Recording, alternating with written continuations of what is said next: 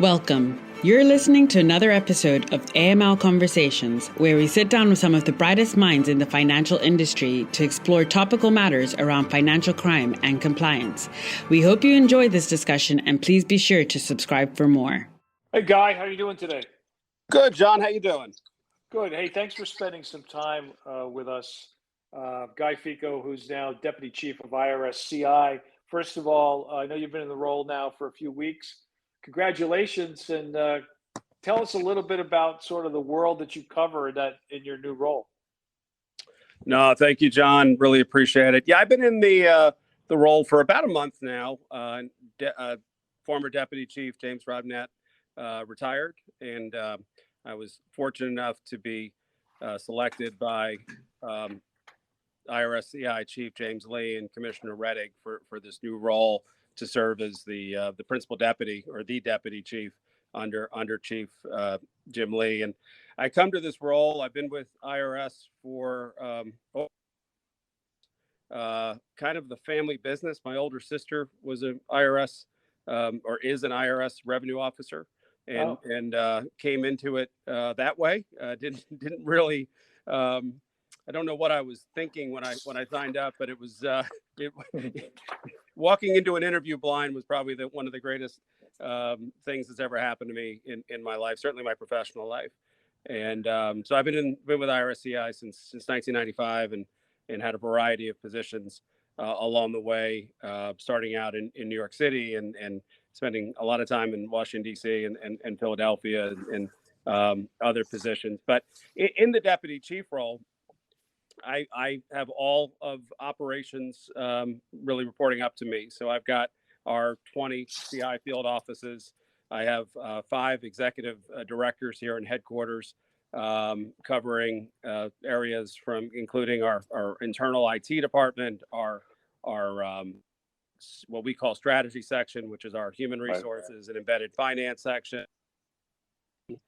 our cyber and forensics section, which has been paramount in the news with overseeing a lot of the crypto investigations, crypto seizures that have taken place, and some of the really record-breaking, really earth-shattering cases they've done.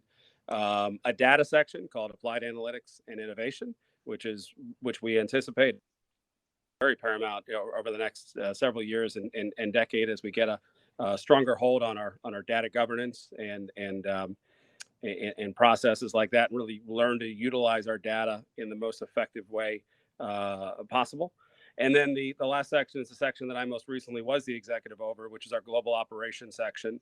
And that encompasses our international footprint with our 11 international posts and 18 attaches, as well. Kind of the bulk or the cornerstone of our operations, oversight operations. So this is the National Undercover Program, the Asset Forfeiture Program, our Narcotics and National Security section, as well as our Financial Crimes Policy and overseeing the CI aspect of fraud. And by that, I mean that's a lot of the inner work with our civil partners, help being responsive in training on what makes a criminal fraud referral from a civil revenue agent or revenue officer over to CI. So, in that space, that's kind of my background. And then coming into the deputy chief role, I'm hopeful that I'm going to be able to impart some of that knowledge and really take some of the steps that Mr. Robnett and Chief Lee have set in motion to forward here in the future. I've been fortunate to work with a lot of your colleagues and yourself over many decades. So I'm very familiar with IRS-CI's role in financial crime prevention. But as I have asked when I interviewed Jim and also Don, give us a sense of what people don't realize. You already mentioned cyber and crypto, obviously key things. I know that you folks were challenged like everybody else on the PPP loan fraud and all those things. But give us a sense of the scope beyond what you've said, because I think it's fairly clear financial crime is extremely broad topic. It's money laundering. It's all sorts of other areas. So what do people not either understand or maybe are not as familiar with what IRS-CI covers? Again, you've given us a couple of really good examples already, but the international part is something that I'm very interested in too, because I knew about that because when I would travel overseas, we would deal with IRS attaché. So the scope is pretty amazing. If not the broadest scope of any law enforcement agency at the federal level, it's pretty close, right? That's right, John. And as CI special agents, we conduct 100% of our time on financial fraud. And I believe we're the only federal law enforcement agency that does that. So when you think about federal crimes and crimes, there's a whole lot of ground that covers. And immediately when you think IRS, you think tax. And yes, that is our bread and butter, and that is where we spend the majority of our time. But any money laundering investigation, any Bank Secrecy Act investigation, frequently terrorism investigations have a financial aspect to it. Most recently, in the last 6 months, in the wake of the Russia invading Ukraine and the sanctions that were enacted, CI has played a leadership role there in working with the Bureau and other agencies on the klepto capture task. I think the breadth of what we spend our time, devote our time to, investigative time to, is really, it is quite impressive. I'm extremely proud of the work that the agents have done. You mentioned international, and yes, we've got regional attachés, and we have them in key cities around the world. Cities such as in the Western Hemisphere, Mexico City and Bogota and Panama, which are primarily money laundering investigations that the agents support, but there is some tax overlap. Certainly fugitives, we work with the DOJ counterparts and the marshals for extradition.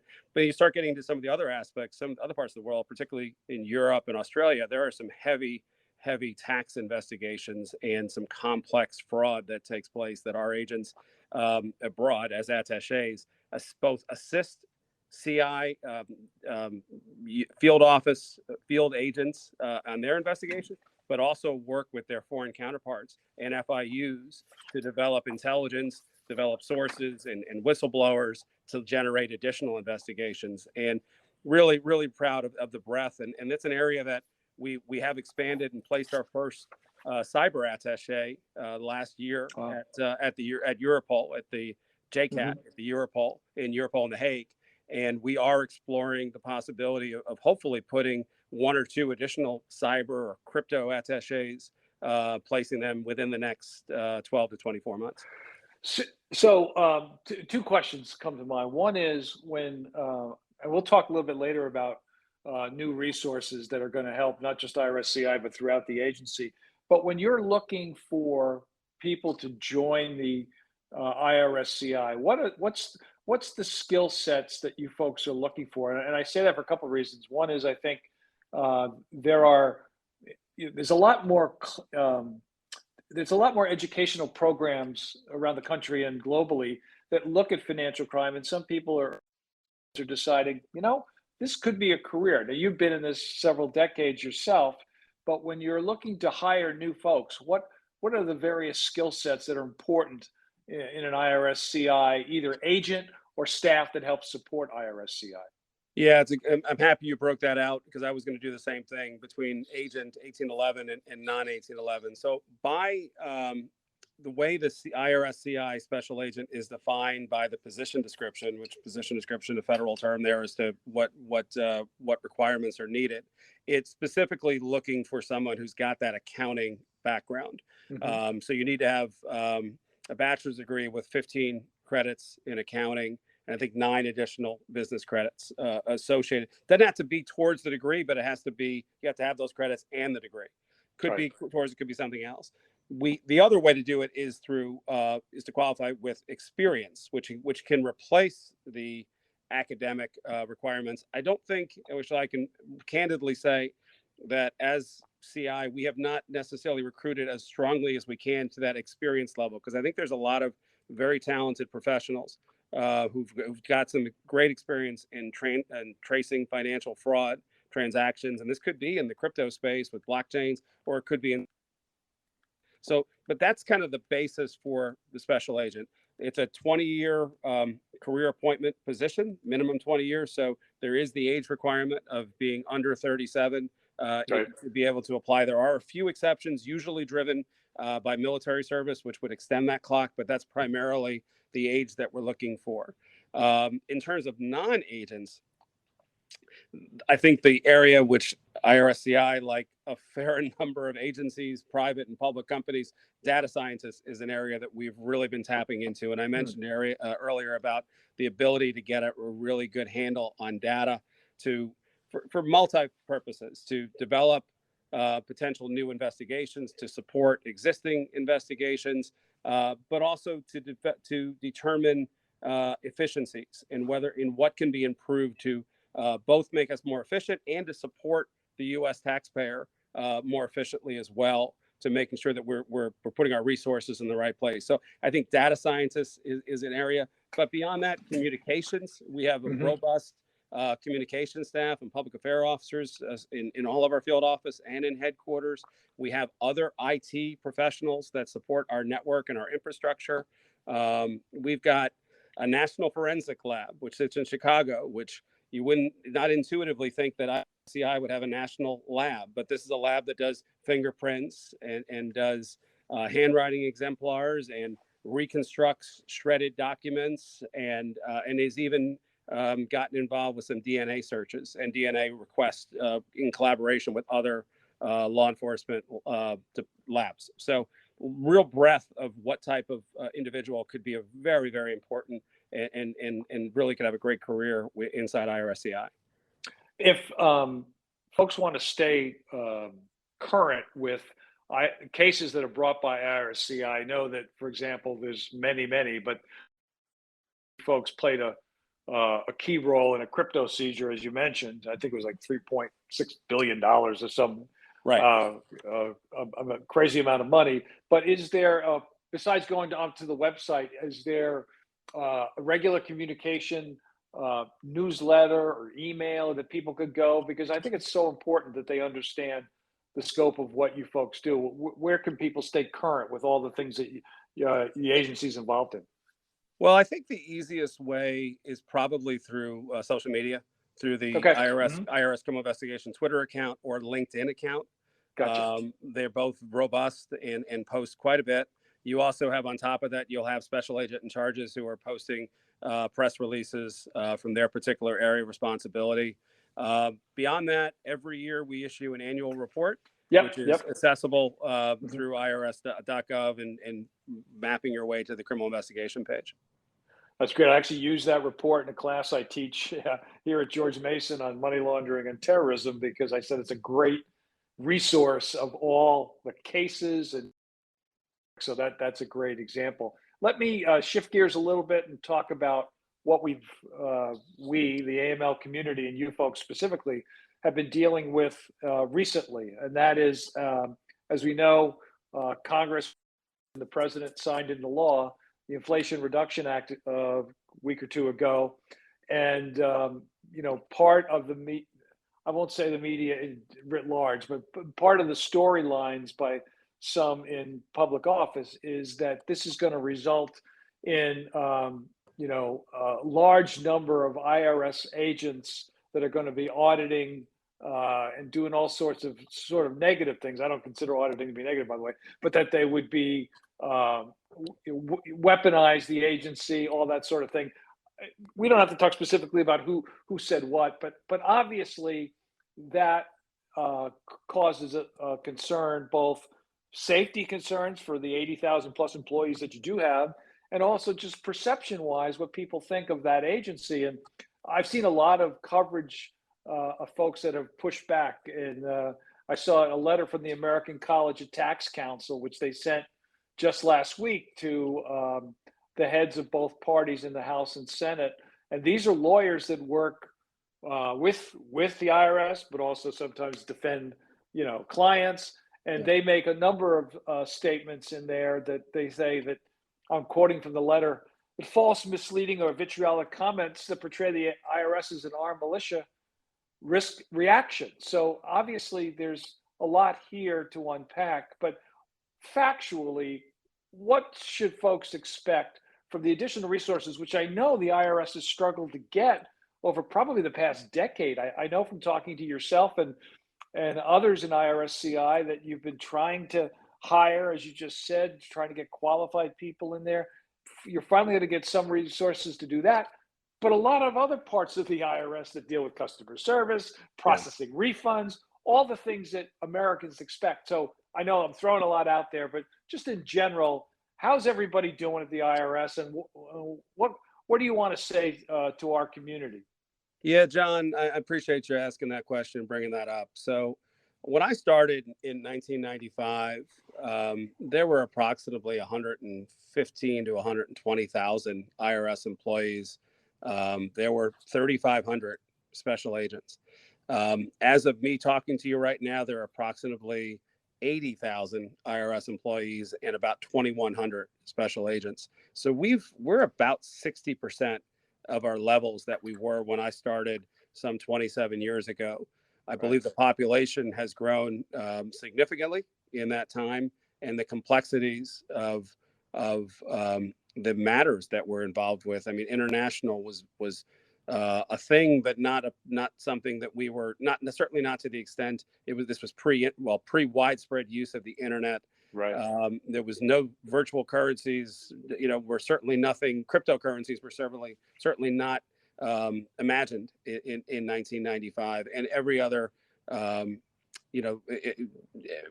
advance in technology that has occurred. I did not have a laptop for my first probably 2.5 years in employment. Handwriting and the old typewriter at the secretary's desk.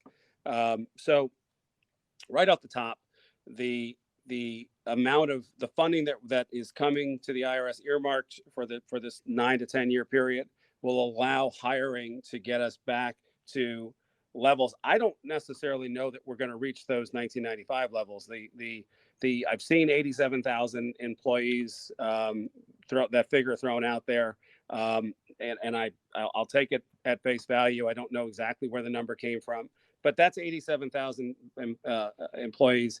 That doesn't account for attrition over this length of period of time. And I've seen statistics where as many as 50,000 employees are not just eligible, but anticipated to leave the service within the next 5 years. So if you can do the math there, we're really talking, yes, it is more resources. It is more employees to the service, but it is not anywhere near this doubling of the service size that has been reported in some circles.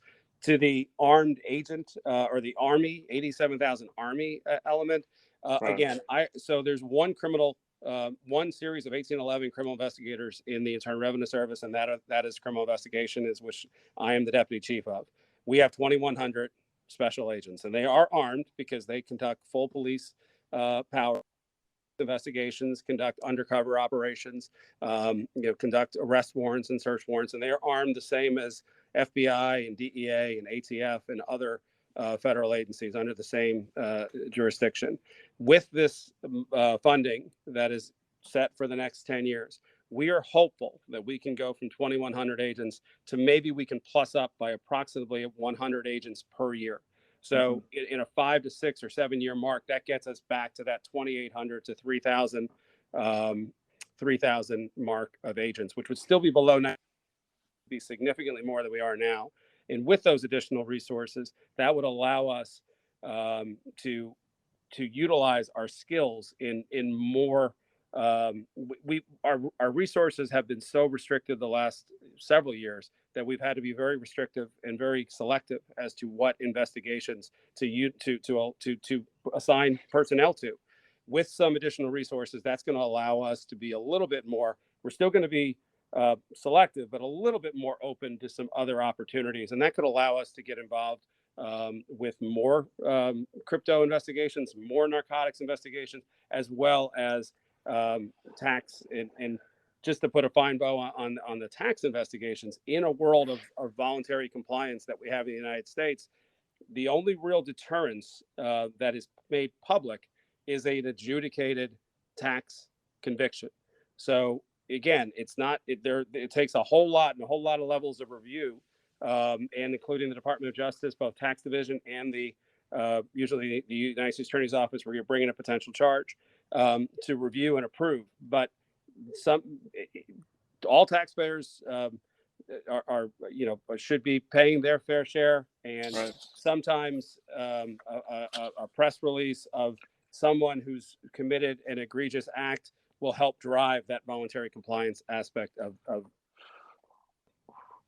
It's interesting, Guy. I've been doing AML issues for many decades, and one of the first interactions I had was in the '80s. We understood the IRS was aggressive in an investigative way, in a positive way, with Operation Greenback. It was one of the first major efforts done. And in fact, when I was at ACAMS, we gave a career award to a gentleman who unfortunately has passed, Mike McDonald. And Mike was one of the first agents we ever dealt with. And one of the things that he wanted to do, and he did do, because I did a lot of it with him, was train the private sector. So Mike, and as a lawyer, I was there to help him, but he would talk about investigations. I would talk about the law. We would talk to compliance officers. So it leads me to the last point. I'll get you out of here on this, and the importance of private-public partnership. So, partnership can take on a lot of different methods, right? Training together, great investigations together, making sure to reach out to an IRS-CI agent if you're working a case, even if you file the SARS, that sort of thing.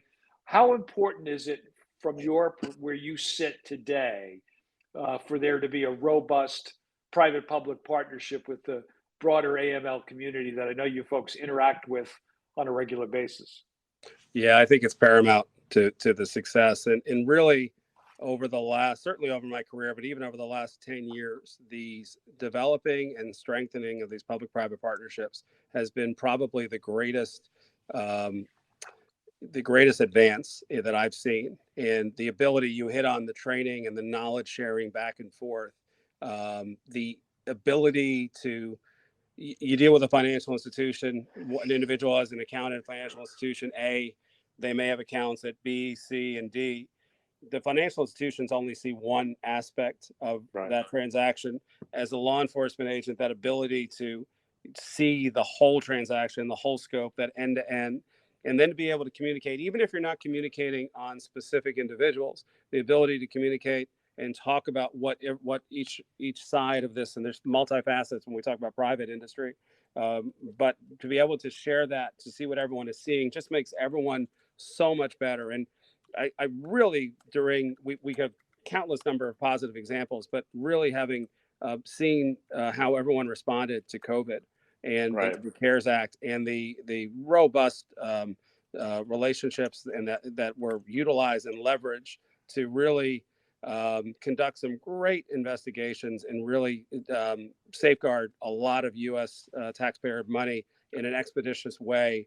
It was phenomenal. I see us continuing in this area. I could see us even an area that I'd love to add to this is academia. I'd love to see if we could leverage some more use by some of the universities, maybe doing some studies to help us in a wide variety of ways to even let us learn more and share that information, because it is very, very important. And every initiative come up, and whether that's it be HSI or FBI or IRS, and you're talking about centers being built, the approach is public-private partnerships and ensuring that we're putting the right people in touch with each other, sitting in the same building when possible, to really advance the cause. Guy Ficco, Deputy Cheif IRS-CI, both congratulations on your new role. Thank you so much for sharing your insight today, and know that the men and women in the AML community in the private sector share your mission, and we will continue to support everything that you folks do. And I can't express enough the importance of working together, and we're so happy that you folks are leading in that space. So, Guy, thanks so much for your time today. Really appreciate it. Thank you, John. Thanks for listening to another episode of AML Conversations, brought to you by AML RightSource. To make sure you're staying up to date with what's going on in the industry, be sure to subscribe wherever you listen to your podcast to get the latest episode.